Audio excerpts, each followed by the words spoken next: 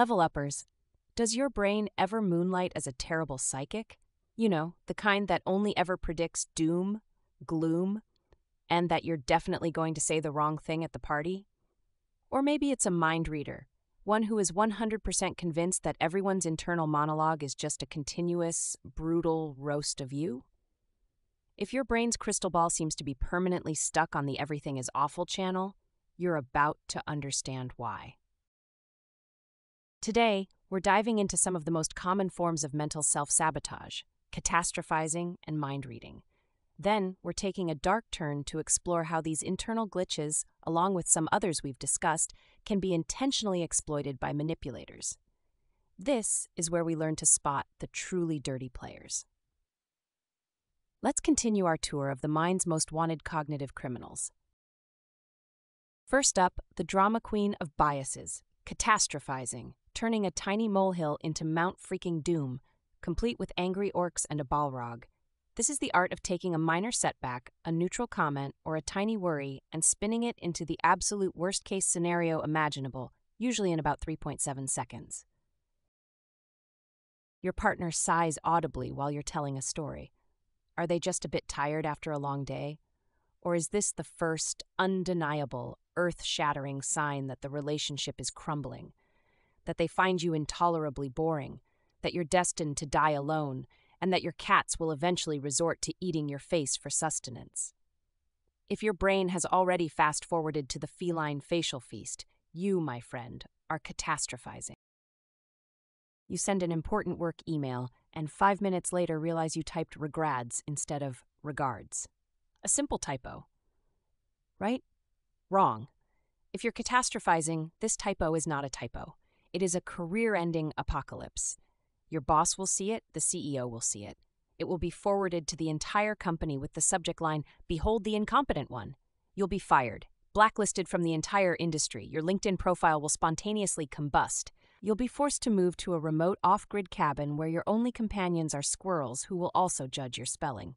The shame will be unbearable. Deep breath. It was just a typo. And then there's mind reading. Your own personal, shitty superpower that's invariably wrong. Despite all evidence to the contrary, like, not actually possessing telepathic abilities, you are utterly convinced you know exactly what other people are thinking and feeling, especially if it's negative and about you. They said, "I'm fine," but their left eyebrow twitched in a way that clearly indicates they are seething with rage and plotting your demise. You can just feel their silent judgment about your life choices, your questionable fashion sense, your controversial opinions on pineapple on pizza. Spoiler alert, you're probably just projecting your own anxieties and insecurities onto them. Your psychic abilities, to put it mildly, suck. You're proudly sporting your new, rather adventurous Hawaiian shirt. Your friend looks at you and says, "Wow, that's an interesting shirt." Your mind-reading module immediately kicks in. Aha! Interesting is code. What she actually means is, that shirt is an affront to good taste, a crime against fashion, and I am seriously questioning your sanity for even owning it, let alone wearing it in public. She probably thinks I look like a confused parrot that lost a fight with a fabric store. Meanwhile, your friend, bless her literal heart, was genuinely just thinking, that's an interesting pattern with a lot of pineapples. I wonder where they got it. The gap between your assumed reality and actual reality could host a small music festival. And this brings us to a provocative subsection. Is assume good intent actually the most naive, counterproductive advice ever peddled? We hear it all the time, don't we? Just assume good intent. It sounds so enlightened, so mature. And sure, when someone accidentally bumps into you on the street, assuming good intent is probably the way to go. But what about when your boss repeatedly forgets to credit you for your groundbreaking work in front of the CEO? What about when your partner consistently makes jokes that just happen to hit all your deepest insecurities? In these situations, does assuming good intent make you a better person, or does it just make you a well-meaning, easily exploitable doormat? Sometimes, folks, people are malicious. Sometimes they are manipulative. And slapping on a pair of rose-tinted good intent glasses just makes it easier for them to screw you over while you're busy admiring the pretty pink hue of your own denial. This isn't to say we should all become raging cynics, but a healthy dose of discernment and the willingness to see patterns of behavior for what they are is crucial. Otherwise, assume good intent becomes a free pass for bad actors. Now for a controversial angle: weaponized incompetence and feigned helplessness. Think of that classic household power move. You ask your partner to load the dishwasher. You return to a scene of such breathtaking chaos, it feels less like a chore and more like performance art. Spoons facing every direction like a panicked battalion, a greasy pan on the top rack like a forbidden crown, and a bowl collecting dirty water like a sad little bird bath. When you point it out, you get the wide-eyed look of pure, unassailable innocence. What? I tried. Gosh, I'm just terrible at this. You have a gift for it. You know the system. And right there, as you sigh and start redoing the entire thing, the real question hits you. Is this genuine, debilitating anxiety about stacking plates? Or are they playing you like a finely tuned Stradivarius, knowing the chaos of a badly loaded dishwasher is a tune you simply can't stand? It's a masterclass in plucking at your desire for competence, knowing you'd rather fix it yourself than explain basic physics to a grown adult, all to dodge that chore forever. This is where cognitive biases are weaponized. They're counting on you to make a fundamental attribution error, FAE, right there in your kitchen. You attribute your skill to an inherent trait. You're just a dishwasher genius, while framing their failure as a helpless, unchangeable state. I'm just hopelessly clumsy.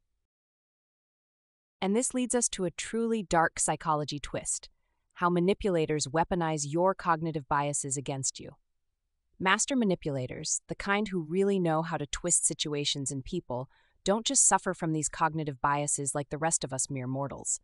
Oh no, they understand them, intuitively or even explicitly, and they exploit yours with surgical precision. They will expertly feed your confirmation bias, subtly encouraging your catastrophizing, and skillfully play on your tendency to mind read negatively, all while appearing perfectly reasonable, even concerned for your well-being. For example, they might use the anchoring bias in action. They start an argument with a completely outrageous accusation or an absurdly high demand. Suddenly, your perfectly reasonable point or your fair counteroffer seems weak, insufficient, or even petty in comparison. You've been anchored, my friend, and now you're negotiating from their ridiculous starting point, not from reality. Or they'll use the availability heuristic as a weapon. They keep bringing up that one time you messed up, that single instance where you weren't perfect, over and over again. They make it so vivid, so available in your mind, that it starts to feel like you always mess up, that it's a defining characteristic of who you are. Your brain's recall function is being expertly played, making isolated incidents feel like pervasive patterns. It's important to remember that the very act of learning about these biases and labeling them can, paradoxically, become another cognitive trap. If you start overanalyzing every fleeting thought or using these terms to pathologize normal human thinking, aha, you're catastrophizing. Or, even worse, to accuse others in the heat of an argument, that's just your confirmation bias talking. You risk escalating the conflict further. You might even fall into your own bias blind spot, readily seeing biases in others while remaining oblivious to your own. The real power of this knowledge lies in cultivating self-awareness, in recognizing these patterns in yourself first, not just in using it as ammunition against others. Many manipulative tactics, like those employed in gaslighting or by narcissistic individuals, are essentially the conscious and strategic exploitation of these common cognitive biases in their victims.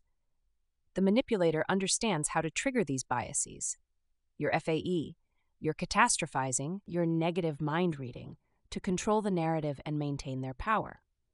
This connects these everyday mental hiccups to much more sinister forms of psychological manipulation. Wow, from terrible psychic predictions to being played like a fiddle, our brains can really be our own worst enemies. If you've ever had a regrads apocalypse in your head, hit that like button. We've covered emotions, neurology, and cognitive traps. But there's one last piece to this puzzle. What is reality itself? And is running away from a fight ever the right call? Subscribe and turn on those notifications because in our grand finale, Part 5, we're tackling the illusion of truth, the dark art of gaslighting, and revealing the one true superpower you have to navigate it all. Comment below. What's your brain's preferred method of self-sabotage? Catastrophizing or mind reading? Let's hear the predictions.